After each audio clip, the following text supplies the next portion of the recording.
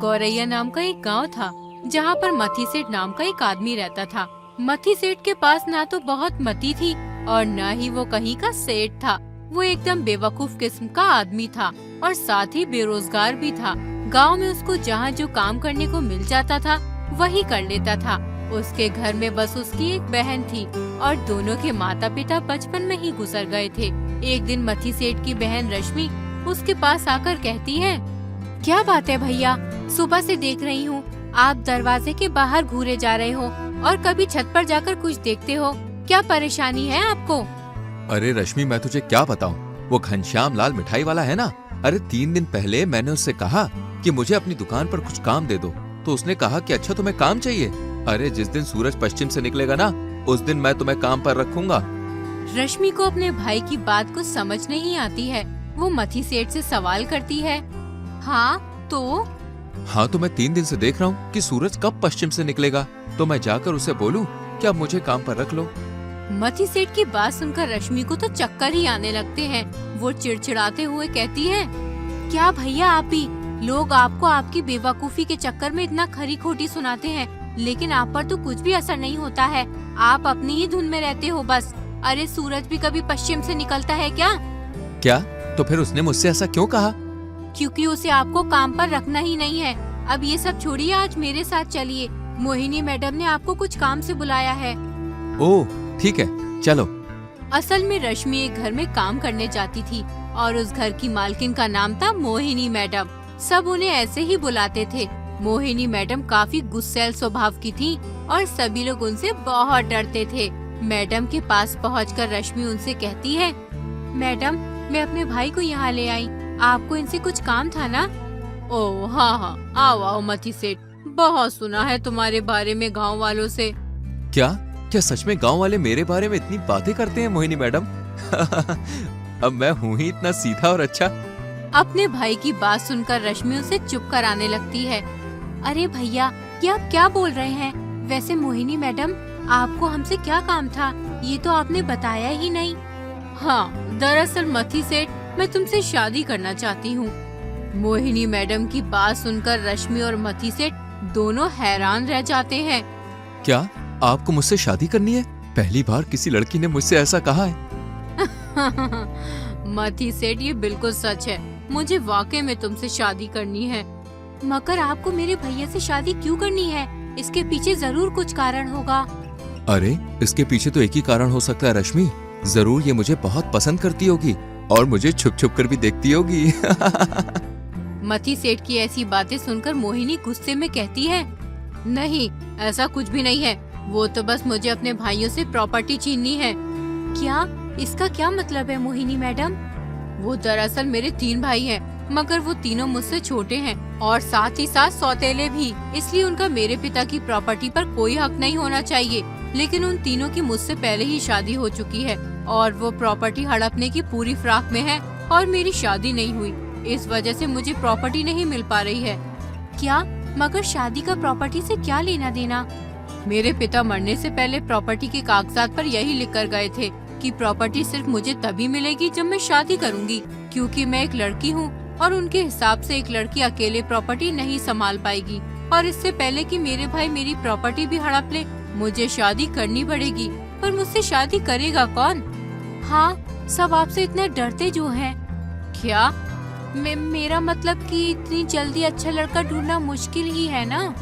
हाँ, और इसलिए मैं मथी सेठ से शादी करूंगी और एक बार मुझे प्रॉपर्टी मिल गई तो मैं इसे तलाक दे दूंगी। और चिंता मत करो, मैं तुम लोगों को इसके लिए 10,000 रुपए भी दूंगी। क्या 10,000 रुपए सिर्फ शादी का नाटक करने के लिए?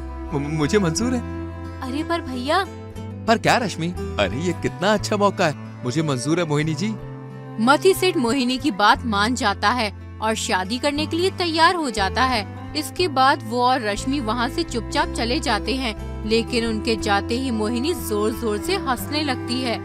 ये बेवकूफ मथी सेठ, इसे तो भनक भी नहीं है कि शादी का नाटक करने के बाद इसे 10,000 रुपए नहीं मिलने वाले, बल्कि ये जाएगा सीधा जेल के अंदर। फिर क्या था, कुछ ही दिनों में मोहिनी और मथी सेठ की शादी तय हो जाती है। लेकिन इस बात से सारा गांव हैरान था कि मोहिनी मैडम मती सेठ जैसे घनचक्कर आदमी से शादी करने के लिए तैयार क्यों थी? यहाँ तक कि रश्मि को भी कुछ गड़बड़ लग रही थी, मगर वो कुछ कह नहीं सकती थी क्योंकि मती सेठ किसी की सुनने को तैयार ही नहीं था। एक दिन जब सुबह सुबह रश्मि उठती है और घर के बाहर झाड़ू लगाने जाती है, कितनी धूल मिट्टी आ गई है आंगन में। लगता है कल रात बहुत तेज हवा चली थी। अचानक से रश्मि का ध्यान जाता है कि दरवाजे पर एक चिट्ठी पड़ी थी। रश्मि चिट्ठी उठा लेती है और मती सेठ को आवाज लगाती है, देखो भैया, कोई घर के बाहर चिट्ठी छोड़कर गया है, वो भी आपके नाम की। क्या चिट्ठी? वो भी मेरे नाम की? भला ये कैसे मुमकिन है रश्मि? क्या? क्यों मुमकिन नहीं है भैया? अरे सारा गांव जानता है कि मैं चौथी फेल हूँ। अरे मुझे तो पढ़ना आता ही नहीं है, फिर भला कोई मुझे चिट्ठी क्यों लिखेगा? ओफो भैया, क्या पता जिसने भेजी हो उसे उम्मीद हो कि आपके घर परिवार में कोई तो पढ़ा लिखा होगा। खैर, शायद इसमें कुछ जरूरी बात लिखी हो, वरना कोई हमें चिट्ठी क्यों ही भेजेगा। रुकिए, मैं अभी इसे पढ़ती हूँ।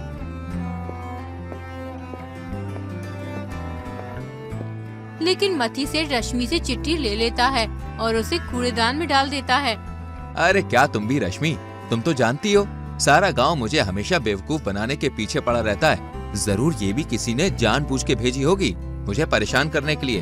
अरे तुम ये सब छोड़ो और मेरी शादी की तैयारियां करो। आज मेरी शादी है रश्मि।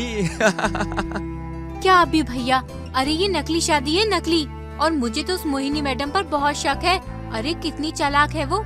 मुझे तो लगता है कि वो आपको बेवकूफ बनाकर आपसे अपना मतलब भी निकलवा लेगी और आपको पैसे भी नहीं देगी। क्या रश्मि, तुम ये कैसी नकारात्मक बातें कर रही हो? अरे थोड़ा सा सकारात्मक बनो, मैं तो यहाँ से जा रहा हूँ। इतना बोलकर मती सेठ घर से बाहर निकल जाता कि तभी उसे उसकी बचपन की दोस्त सीमा मिलती है। अरे मती सेठ, कहाँ जा रहे हो? अरे सीमा, तुम कितने समय बाद दिखी हो? कहाँ थी अब तक? बस पढ़ाई लिखाई में व्यस्त रहती थी। तुम तो जानते हो ना, मुझे टीचर बनना था। हाँ तो बन गई क्या तुम टीचर? हाँ, बन गई। पास के गांव के ही एक स्कूल में पढ़ाती हूँ। वैसे वो छोड़ो, देखो मैं तुम्हारे लिए बेसन के लड्डू बना कर लाई हूँ। अरे वाह, तुम्हें अब तक याद है कि मुझे ये लड्डू पसंद है। तुम ही मेरी इकलौती अच्छी दोस्त हो सीमा। हाँ वो तो मैं हूँ मती सेठ। वैसे सुना है तुम शादी कर रहे हो? हाँ सीमा, मगर एक राज की बात बताऊं, किसी को बताना मत, ये तो बस नकली शादी है। मती सेठ आगे कुछ बोलता इससे पहले ही रश्मि वहाँ दौड़कर आ जाती है और घबराते हुए मती सेठ से कहती है, अरे भैया, ये देखो, इस चिट्ठी में क्या लिखा है। लगता है तुम व्यस्त हो मती सेठ। मैं फिर आऊंगी तुमसे मिलने, अभी चलती हूँ। अरे सीमा, रुको तो। मती सेठ रोकता है, लेकिन सीमा वहाँ से चली जाती है। मती सेठ गुस्से में रश्मि से कहता है, क्या रश्मि, देखो सीमा तुम्हारी वजह से चली गई। मैं कितने दिनों के बाद मिला था उससे।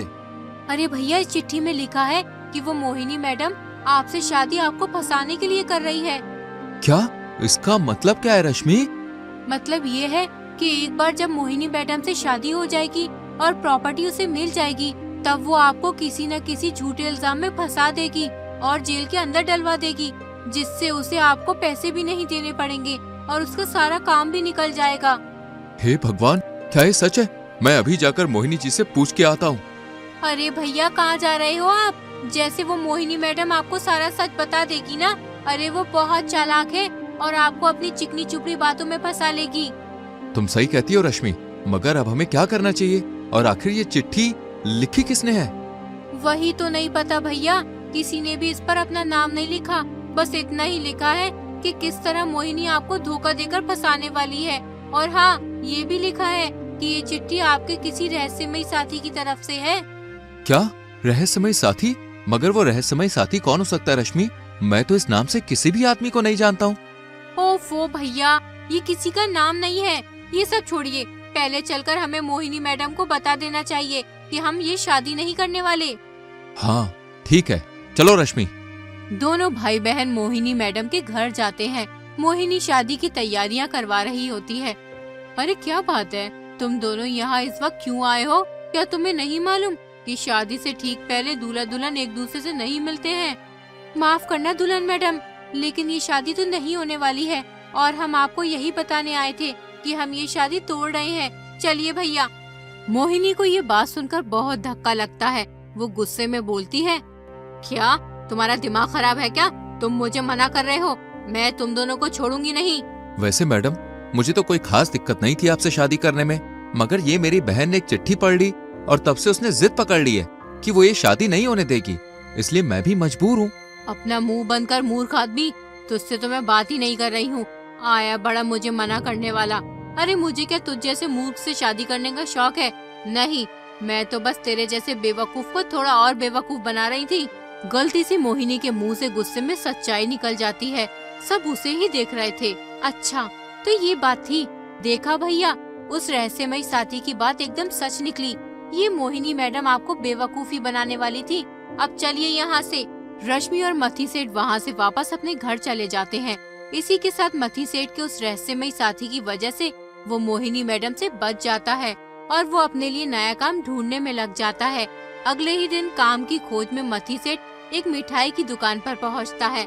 सेठ जी, यहाँ कोई काम मिलेगा क्या? अरे तुम तो मती सेठ हो ना, बहुत सुने हैं तुम्हारे बेवकूफी के चर्चे। अरे नहीं मालिक, मैं बेवकूफ नहीं हूँ। आप मुझे एक बार काम पे रख के तो देखिए। मैं काम बड़ी ही मेहनत और लगन से करता हूँ। अगर आप मुझे काम पर रख लेंगे तो बड़ा अच्छा होगा। मथी सेठ की बात सुनकर दुकान का मालिक बिरजू सोच में पड़ जाता है। उसके दिमाग में एक खिचड़ी पकने लगती है। वो सोचता है, कब से दुकान में ज्यादा फायदा नहीं हो रहा है। अब से मिठाई में मिलावट और ज्यादा बढ़ा दूंगा और सारी मिलावट इस बेवकूफ मती सेठ से करवाऊंगा, जिससे अगर कभी मैं फंसा भी तो अपनी जगह इसे फंसवा दूंगा। क्या सोचने लग गए मालिक? अरे कुछ नहीं मती सेठ, मैं तो सोच रहा था कि तुम्हें नौकरी पर रख लूं। तुम्हें मेरे साथ मिठाई बनवाने में मदद करनी पड़ेगी। बोलो ठीक है? अरे वाह, धन्यवाद मालिक। तो फिर तो मैं कल सुबह से ही काम पर आ जाऊंगा। हाँ हाँ जरूर, सुबह जल्दी ही आ जाना, बहुत काम रहता है कल। फिर क्या था, अगले दिन सुबह ही सुबह मथी सेठ बिरजू की मिठाई की दुकान पर पहुंच जाता है। उसे देखकर बिरजू बड़ा खुश हो जाता है और उससे कहता है, अरे आओ आओ मती सेठ, देखो ये बूंदी है, इसमें ये सफेद पाउडर मिला दो और फिर इसके लड्डू बना दो। और हाँ, ये जो घी देख रहे हो ना, इस घी में ये एक डिब्बा तेल भी मिला दो। फिर मुझे इस घी से लड्डू भी बनाने हैं। क्या? मगर मालिक ये...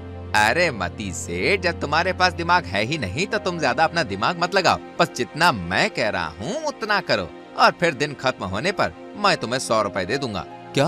पूरे 100 रुपए? हाँ हाँ, तो फिर तुम खुद ही सोचो, एक महीने में तुम्हारे पास कितने रुपए हो जाएंगे?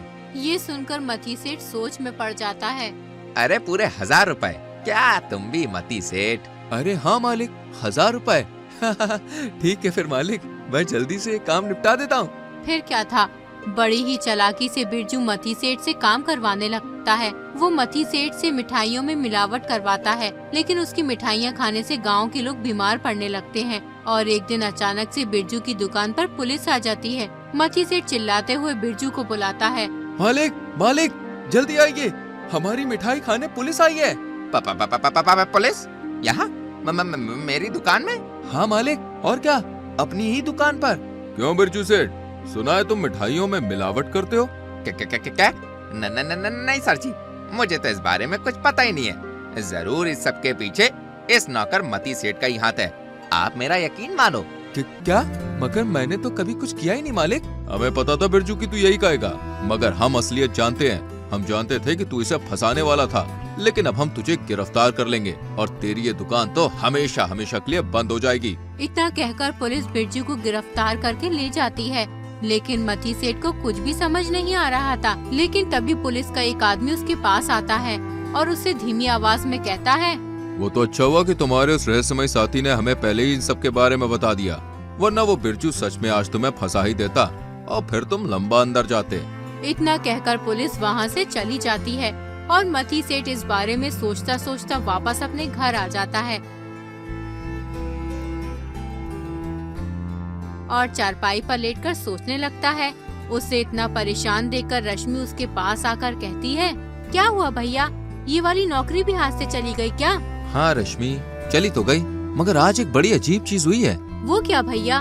मथी सेठ रश्मि को सारी बात बता देता है। क्या फिर से वही रहस्यमयी साथी? आखिर है कौन वो जो बार बार आपको बचा रहा है? वही तो मुझे भी समझ में नहीं आ रहा रश्मि। कहीं क्या भैया? कहीं ये मेरा कुत्ता मोती तो नहीं? ओफो भैया, ये आप कैसी बात कर रहे हैं? मोती को मरे हुए 4 साल हो गए हैं। हाँ पर रश्मि, मोती ही तो था जो मुझसे इतना प्यार करता था, हमेशा मुझे दूसरों से बचाता था। हो सकता है कि उसका पुनर्जन्म हो गया हो और अब वो मेरी मदद कर रहा हो। भैया अगर उसका पुनर्जन्म होता भी तो वो सिर्फ 4 साल का होता भी, और भला एक 4 साल का बच्चा आपकी मदद कैसे कर सकता है? जरूर ये कोई और है जिसे आपकी बहुत फिक्र है। तो कहीं ये तू तो नहीं है रश्मि?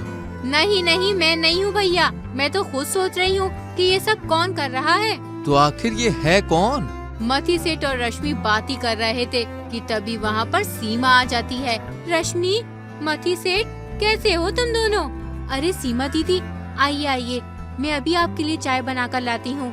अरे नहीं नहीं, रहने दो रश्मि।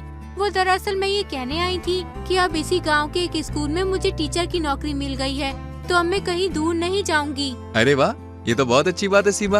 अब तुम आराम से अपने गांव में ही रहो और जल्दी से एक अच्छा सा लड़का देखकर उससे शादी कर लो। मती सेठ की बात सुनकर सीमा कुछ चुप हो जाती है। कुछ देर के बाद वो कहती है, वैसे तुम बताओ, तुम्हारा अब शादी का क्या विचार है? अब जब तुम्हारी शादी मोहिनी से नहीं हो रही तो फिर किससे करोगे? ये तो मालूम नहीं सीमा, देखते जैसी ऊपर वाले की मर्जी। दोनों बात ही कर रहे थे तभी वहाँ पर रश्मि आ जाती है। वो सीमा की बात सुनकर मन ही मन सोचने लगती है, ये सीमा दीदी को किसने बताया कि भैया की शादी मोहिनी से नहीं हो रही है? कुछ तो गड़बड़ जरूर है। रश्मि सीमा से कहती है, ये लीजिए दीदी, चाय पी लीजिए। अच्छा ये आपके हाथ में क्या है? कहाँ? ये तो मेरे क्लास में जो बच्चे हैं उनकी कॉपियाँ हैं। इन्हें मैंने आज चेक कर लिया है, अब कल बच्चों को वापस करूँगी। ओह, लगता है आप अपना काम बहुत मन से करती हैं। काफी मेहनत का काम होगा ना? हाँ पूछो मत, बच्चे इतनी गलतियाँ करते हैं, कितनी जगह तो मुझे सही जवाब लिखना पड़ा है। ऐसा तो होता ही है। खैर अब आप आराम से चाय पीजिए। लाइए आपकी कॉपियाँ मैं संभाल कर अंदर रख देती हूँ, जब आप जाने लगोगी तो उठा लीजिएगा। हाँ हाँ क्यों नहीं रश्मि। रश्मि बहुत चालाकी से सीमा से उसकी कॉपियाँ ले लेती। अंदर जाकर रश्मि वो चिट्ठी निकालती है जो मती सेठ के नाम से आई थी।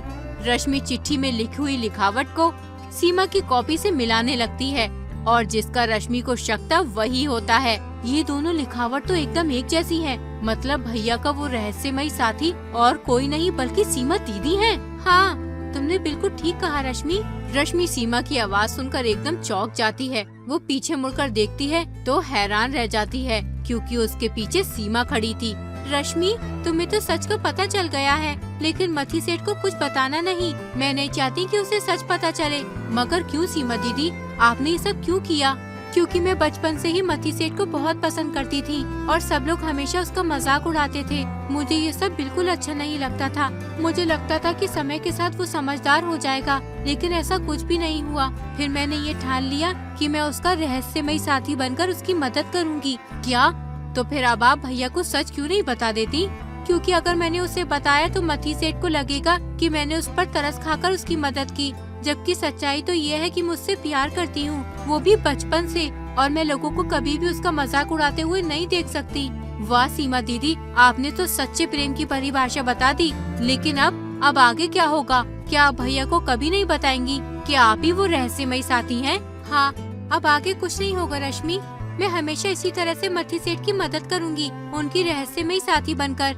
मगर दीदी, इससे बेहतर तो ये होगा ना कि आप भैया से शादी कर ले। मुझे तो लगता है वो भी आपको पसंद करते हैं। उनमें बस इतनी बुद्धि नहीं है कि सामने से आपसे शादी के लिए पूछे। क्या? मगर? अरे रश्मि, सीमा, तुम दोनों यहाँ किसकी शादी की बात कर रहे हो? मैं कब से तुम लोग का वहाँ बाहर इंतजार कर रहा हूँ। देखो ना, चाय भी ठंडी हो गई। ओहो भैया, मैं अभी चाय गरम कर लाती हूँ। तब तक आप सीमा दीदी के साथ बैठकर उनसे बातें करो। फिर रश्मि चाय गरम करने चली जाती है और सीमा मती सेठ से बातें करने लगती है। वो दोनों बचपन के दोस्त थे और जब वो बातें करने बैठते थे तो उनकी बातें कभी खत्म ही नहीं होती थी। उन्हें इतना खुश देखकर रश्मि बोल ही देती है, भैया क्यों ना आप सीमा दीदी से शादी कर लो, वो कितनी अच्छी है। क्या? मगर भला सीमा मुझसे शादी क्यों करेगी? वो तो कितनी अच्छी पढ़ी लिखी लड़की है और मैं ठहरा अनपढ़ गधा। अरे नहीं नहीं मती सेठ, ऐसा मत कहो। तुम बहुत अच्छे हो। इस पूरे गांव में तुम्हारे जितना सीधा और सरल आदमी कोई नहीं है। क्या?